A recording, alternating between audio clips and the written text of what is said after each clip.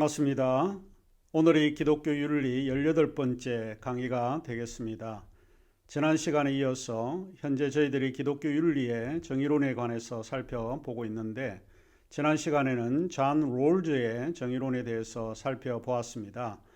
오늘 존 롤즈의 정의론을 더 살펴보아야 하지만 시간이 많이 부족하고 또 우리 학습 진도가 늦은 관계로 뛰어넘도록 그렇게 하겠습니다.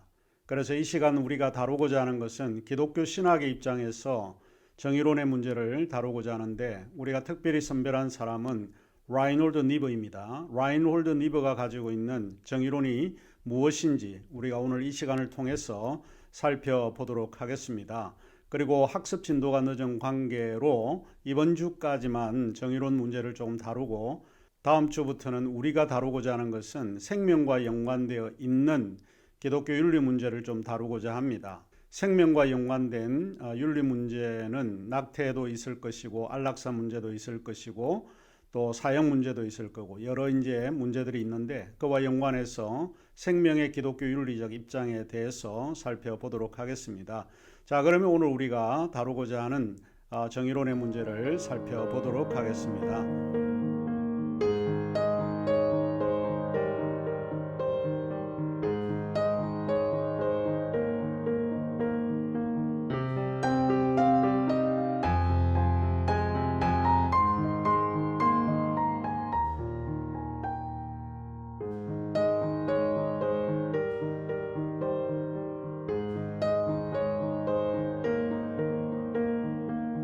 그러면 일단 우리는 라인홀드 니버의 정의 이론을 살펴보도록 하겠습니다.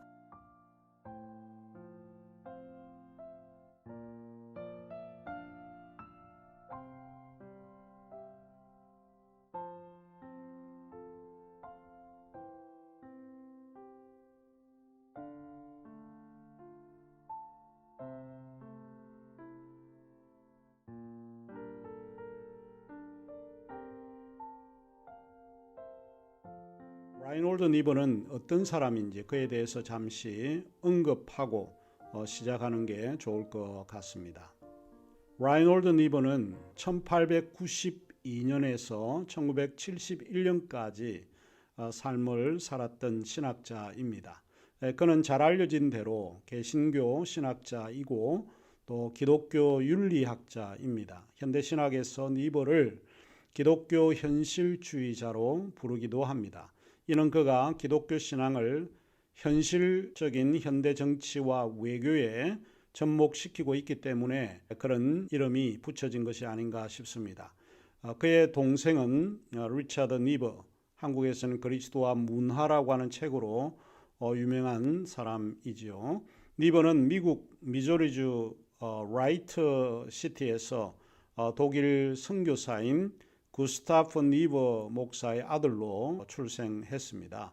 그의 아버지는 복음주의 개혁주의의 신학을 따르는 복음주의 목사였습니다. 니버는 예일대학교에서 1914년 신학사 학위를 받고 나중에 유니온 신학교의 교수가 되어서 후학들을 가르치고 미국 사회에 중요한 기여를 하게 되는 인물이 됩니다. 그는 신학대학교 교수가 되기 전에 독일 복음주의 선교위원회에서 그를 디트로이트로 보내어서 목회를 하도록 결정하게 되는데, 니버가 도착할 당시에 교회의 신도 수가 약 한 65명밖에 되지 않았던 걸로 알려져 있고요. 나중에 그가 뉴욕의 유니온 신학교 교수로 가기 위해 교회를 사임할 당시에, 그 당시가 이제 1928년 인데 그 교회를 떠날 때는 약 700명 정도에 이르렀다고 합니다. 상당히 큰 교회가 된 거죠. 이러한 교인 수가 증가한 원인은 당시 자동차 산업의 붐이 디트로이트시를 중심으로 일어났기 때문에 그러지 않았을까 생각을 하고, 그로 인해서 새로운 인구 유입에 있었다고 생각을 해보게 됩니다. 이 산업화가 노동자들에게 끼친 비도덕화에 니버는 상당히 괴로워했고, 헨리 포드 회사의 창업자이죠.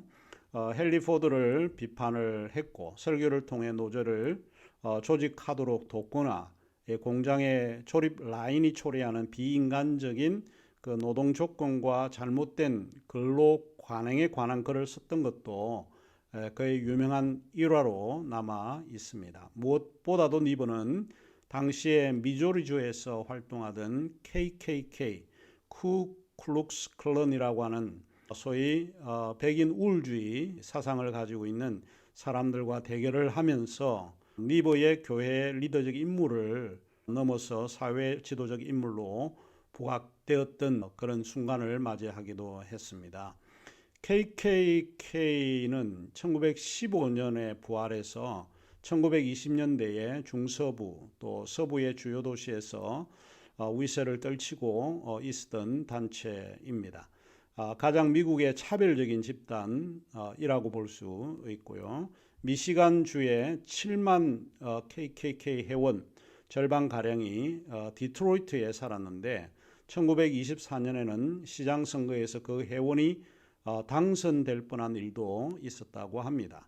백인과 흑인의 긴장에 더하여 동부 및 서남부 유럽으로부터 점령하는 이주민들까지 끼어서 도시 전체가 이 사회적인 격변에 휩싸였다고 봅니다. 1928년 디트로이트를 떠나 뉴욕에 있는 뉴욕 신학교의 교수가 되었을 때 니버는 1960년까지 생의 마지막 대부분을 아마 유니온 신학교에서 보냈던 것 같습니다. 이곳에서 많은 세대의 학생들에게 영향을 끼쳤던 것은 의심의 여지가 없다고 보입니다.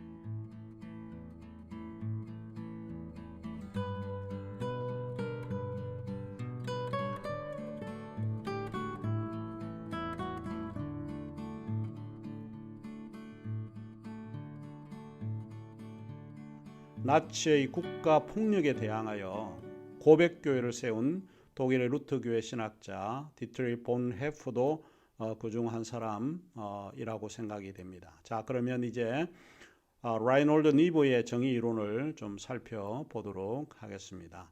니버는 정의를 사랑의 원리로 이해합니다. 이 사랑의 원리로서의 정의는 정의 그 자체로 규정되지 않는다는 것을 전제로 하고 있습니다.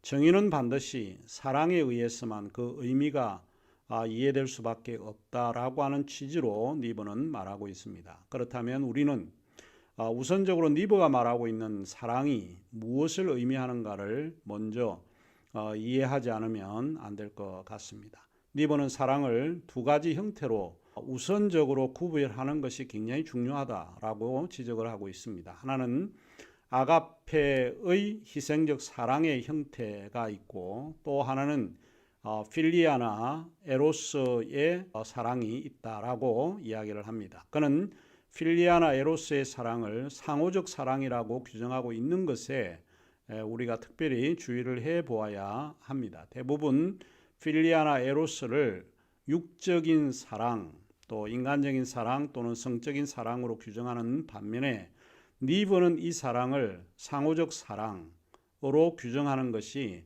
다른 사람들과 좀 차이가 있다라고 볼 수 있습니다. 자, 그러면 구체적으로 아가페의 희생적 사랑과 필리아의 에로스의 상호적 사랑이 무엇을 의미하는가 하는 것을 살펴보면서 다음과 같이 몇 가지 정의를 해보면 좋을 것 같습니다.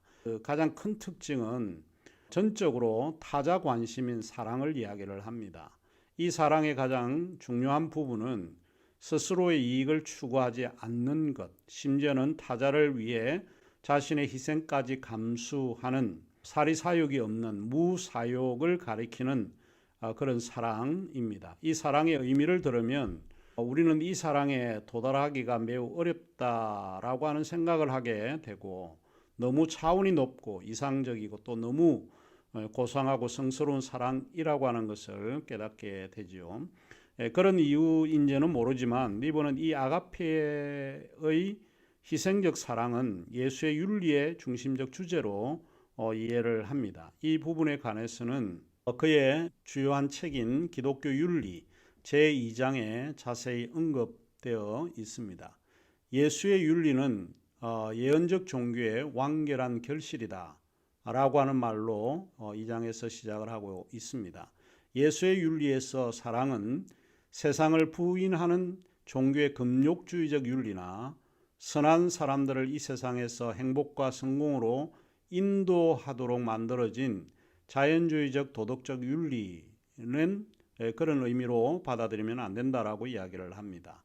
예수의 윤리에서 사랑은 인간의 본능적 충동에 타협하지 않는다는 입장에서는 세상을 부인하고 있는 것처럼 보이지만 사실 그렇게 혼동해서는 안 된다라고 주장을 하죠.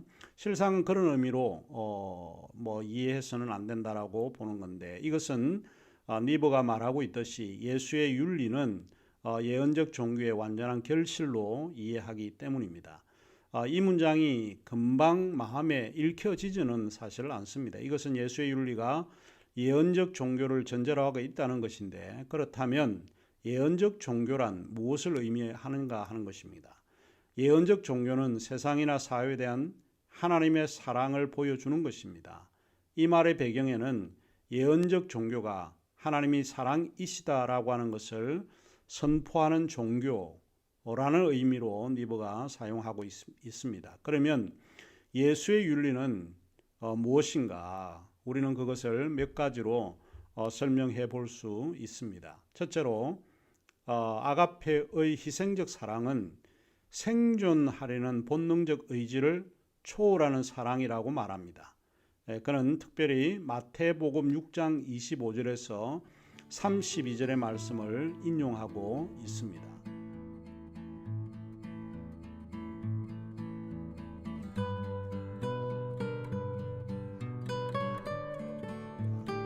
목숨을 위하여 무엇을 먹을까, 무엇을 마실까, 몸을 위하여 무엇을 입을까 염려하지 말라. 목숨이 음식보다 중하지 아니하며 몸이 의복보다 중하지 아니하냐. 그러므로 염려하여 이르기를 무엇을 먹을까, 무엇을 마실까, 무엇을 입을까 하지 말라. 이는 이방인들이 구하는 것이라. 너희 천부께서 이 모든 것이 너희에게 있어야 할 줄을 아시느니라. 목숨을 위하여 먹고 마시고 입는 이 의식주 문제가 우리의 삶에서 가장 중요하지만 예수의 윤리는 이것을 부정하라는 말이 아닙니다. 우리가 이 구절을 자세히 읽어보면 이것을 부정하라는 말이 아니라 이것을 초월하라고 하는 말입니다. 32절에 언급되어 있듯이 너희 천부께서 이 모든 것, 그게 뭘까요? 무엇을 먹을까, 마실까, 입을까 라고 하는 이런 문제에 너희에게 있어야 할 줄을 알고 계시기 때문에 그렇습니다. 하나님은 우리가 이런 것이 필요하다라고 하는 것을 알 수 있습니다. 그러므로 아가페의 희생적 사랑은 인간의 생존을 위한 것들이 하나님에 대한 사랑과 순종보다 앞서지 못한다는 말인 것입니다. 둘째로 아가페의 희생적 사랑은 겸손으로 정의될 수 있습니다. 이 희생적 사랑으로서의 겸손은 교만과는 정반대의 의미로 이해되는데, 여기서 니버는 교만을 자아사랑의 교묘한 형태로 이해하고 있습니다. 그가 이 희생적 사랑을 욕심 많은 사람들의 물질적 이익을 채우는 것이 아니라 사회적 안정에 대한 추구를 충족시켜야 한다는 의미로 이 교만에 대해 비판하고 있습니다. 니버는 특히 마태복음 23장 5절에서 7절을 인용하고 있는데, 그는 이렇게 이야기를 하고 있습니다.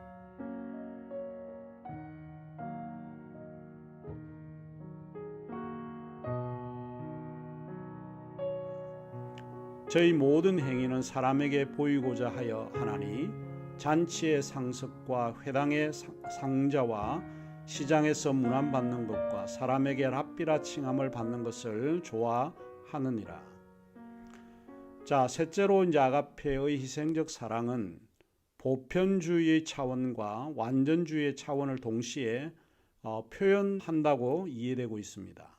조금 복잡한 개념을 통해서 니버는 이 희생적 사랑의 개념을 정리하고 있는데, 보편주의라고 하는 말은 본능적으로 가지고 있는 인간적 애착이나 욕심을 배제하는 사랑의 차원을 말하고 있습니다. 마치 성경에서 너희가 너희를 사랑하는 자를 사랑하면 무슨 상이 있으리요? 세리도 이와 같이 아니하느냐 하는 것입니다.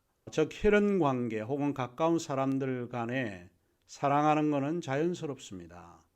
자기 자녀에 대한 사랑은 이건 누가 안 가르쳐 줘도 너무 본능적이고 자연스러운 현상입니다. 그런데 그런 사랑을 하게 되면 칭찬할 일이 아니라는 것입니다. 여기에서도 예수의 윤리가 강조하는 보편주의의 차원은 스토아 학파의 보편주의와는 다르다는 것을 우리가 구분해야 합니다. 반면에 희생적 사랑으로서의 완전주의가 있는데 그 희생적 사랑으로서의 완전주의라고 하는 것은 지엽적인 사랑, 즉 자기 중심의 사랑에서 타자 중심의 사랑으로 이동하라는 의미로 받아들이고 있습니다. 예수의 윤리에서 완전주의는 나 중심의 사람만 포용하는 것이 아니고 모든 사람을 포용하는 사랑을 의미하고 있습니다. 니버는 두 가지 성경 말씀을 특별히 인용하고 있는데 하나는 마태복음 5장 48절의 말씀이고 또 하나는 마가복음 3장 32절에서 34절의 말씀입니다. 마태복음 5장 48절의 말씀은 이렇게 기록되어 있습니다. 하늘에 계신 너희 아버지의 온전하심 같이 너희도 온전하라. 이 온전하라고 하는 말로 해서 니버는 이것을 완전주의라고 표현을 하고 있습니다. 그런데 니버는 이 구절에 하늘에 계신 너희 아버지가 모두를 온전하신 것처럼이라고 하지 않고 모두를 포용하신 것처럼 너희도 모두를 포용하라는 의미로 해석하고 있다라고 보는 거죠. 그리고 마가복음 3장 32절에서 34절의 말씀에서는 누가 내 모친이며 동생이냐 누구든지 하나님의 뜻대로 행하는 자는 다 내 형제요 자매요 모친이니라. 다시 말하면 하나님의 뜻대로 행하는 모든 자들이 다 내 가족이요 모친이고 내 형제가 된다는 이 누구든지의 포용성을 지적하는 것이 예수의 윤리에서 완전주의를 말하고 있다는 것입니다. 자, 니버가 아가페의 희생적 사랑을 상호적 사랑이라고 표현한 것을 언급하고 첫 번째 사랑의 의미를 넘어가도록 하겠습니다. 상호적 사랑은 역사에서 가장 높은 형태의 사랑이라고 부를 수 있습니다. 하지만 이것은 인간이 도달하기에는 너무 이상적이라 할 수 있습니다. 그럼에도 우리가 이것을 따른다면 사회나 공동체가 매우 정의롭게 될 수 있음을 니버는 지적하고 있습니다. 여기서 한 가지 주의해야 할 부분은 상호적 사랑이란 자신의 이익뿐만 아니라 타자의 이익에도 관심을 가져야 하는 사랑을 이야기를 합니다. 이 사랑을 니버는 호혜적 사랑이라고 표현을 하고 있습니다. 자, 그러면 이제 두 번째로 사랑의 원리로서 정의는 형제를 뜻하고 있습니다. 여기서 형제란 평등의 원칙을 이야기를 하고 있습니다. 정의는 개인적인 차원이 있고 사회적인 차원이 있지만 정의는 이 둘의 차원에서 평등의 원칙을 통해서 이루어진다고 니버는 보았습니다. 여기서 한 가지 유의해 볼 수 있는 것은 지난주에 배웠던 존 롤스의 정의관과 사뭇 다르다라고 하는 것을 우리가 알 수 있습니다. 왜냐하면 롤스는 정의를 평등이나 공평으로 이해하지 않습니다. 또 분배의 원칙에서 평등을 이야기하는 것이 아니라 그가 이야기하는 것은 즉 공정을 이야기를 하고 있습니다. 공정이라고 하는 것은 fairness에 의해서 정의가 결정되어야 된다고 주장하기 때문입니다. 제 개인적으로는 롤스가 더 사회나 개인을 더 세심하게 좀 분석하지 않았나 싶습니다. 하지만 이분은 사랑의 원리로서의 정의가 추구하는 궁극적인 목표는 결국 형제고 평등을 실천하는 길이다라고 주장하고 있다는 것입니다. 세 번째 니버의 견해에서 사랑의 원리로서 정의는 도덕적 인간과 비도덕적 인간의 변정적 관계에서 이해될 수 있다고 봅니다. 이 말이 무엇을 의미하는가? 그가 이 정의의 문제를 답하기 위해서 니브의 유명한 책인 도덕적 인간과 비도덕적 인간을 우리가 살펴보는 것이 좋을 듯합니다. 여기서 간단히 그 내용을 핵심적인 그런 내용만을 조금 언급해 볼까 합니다. 우선 니브는 개인의 도덕적 사회적 행위는 사회 집단, 민족 집단, 인종 집단, 경제 집단 혹은 종교 집단과 같은 사회 집단의 도덕적 사회적 행위와 엄격하게 구별되어야 한다고 주장을 합니다. 왜 그는 엄격하게 이 두 가지를 구별해야 된다고 주장하는 것일까? 이유는 뭘까? 누가 어느 집단이 도덕적 사회 행위를 행하는가에 따라서 결과가 다르기 때문에 그는 이 두 가지 집단을 구분해야 된다고 주장을 합니다. 이 구별은 순전히 개인적인 윤리로는 제대로 파악할 수 없는 정치적 영역들을 정당화시켜준다고 니브는 보았기 때문에 그렇습니다. 그는 이렇게 이야기하고 있습니다. 그러므로 집단들 간의 관계는 언제나 윤리적이 아니라 정치적일 수밖에 없다. 즉, 이 관계는 각 집단의 상대적인 필요와 요구에 근거한 합리적이고도 도덕적인 평가에 의해서도 결정되지만 주로 각 집단이 소유한 힘의 비례에 의해서 결정될 것이다. 이 말이 무슨 말인가 하면 한 사회 속에서 어느 한쪽이 다른 한쪽을 지배하지 못하도록 서로 다른 집단 간의 권력 집중을 방지하고 정당한 분배를 보장할 때 그 사회의 정의를 가장 바르게 유지할 수 있다는 것입니다. 그는 이렇게 이야기를 하고 있습니다. 비록 어려운 일이겠지만 권력의 균형을 잡는 것이야말로 한 사회가 열망할 수 있는 가장 높은 이상일 것입니다. 니버는 자유주의를 비판하고 있습니다. 니버는 집단적 구조가 개인의 이기적인 탐욕만큼이나 사회적 죄악을 발생시킨다는 사실을 보여주려고 시도하고 있습니다. 계급과 인종, 국가의 집단적 이기주의는 개인의 자기중심적 욕심보다 더 완강하고 일관된 힘을 가지고 있다. 그는 이렇게 이야기를 합니다. 그가 생각해낸 부분은 이것인데 아무리 윤리와 교육을 통해서 개인들을 변화시킨다고 해도 사회 전체가 변화될 수 없는 이유라는 것입니다. 그런 의미에서 우리는 정치라는 것이 결국 권력을 쟁취하기 위해 서로 경쟁하는 집단 간의 권력 투쟁이라는 점을 반드시 인식해야 된다는 것입니다.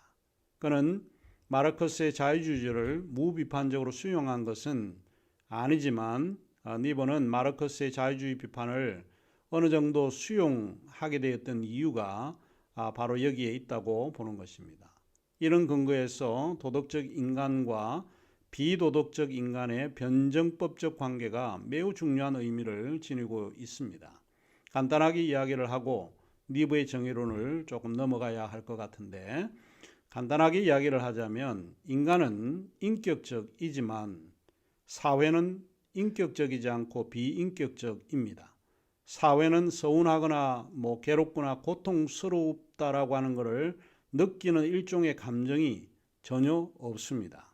그래서 니버는 인격적 인간에게 가장 중요한 덕목이 있다면 그거는 사랑이라고 하는 것이고 또 사회의 가장 중요한 덕목은 사랑이 아니고 그것은 정의라고 주장을 합니다. 학교, 사회, 정부, 교회 등과 같은 집단은 인격적으로 접근해야 하는 인간적이거나 개인적이지 않다라고 보는 거죠. 이 집단들은 사회적이기 때문에 비인격적으로 접근해야 하고 따라서 사회의 가장 중요한 덕목이 사랑이 아니고 정의라고 하는 것을 기억해야 한다는 겁니다. 그래서 사회나 개인에게 문제가 일어날 때 개인에게 필요한 덕목은 사랑이 가장 중요한 덕목이 되지만 사회는 하나의 집단이기 때문에 이 집단과 같은 사회가 필요한 덕목은 정의여야 한다라고 보는 것이죠. 이 둘이 바뀌면 문제가 굉장히 심각하게 된다라고 본 것입니다. 그 다음에 우리가 이제 살펴볼 것은 해방신학에서 말하고 있는 정의의 문제인데 이 해방신학에 대해서는 우리가 두 번째 시간에 돌아와서 이 문제를 다루도록 하겠습니다.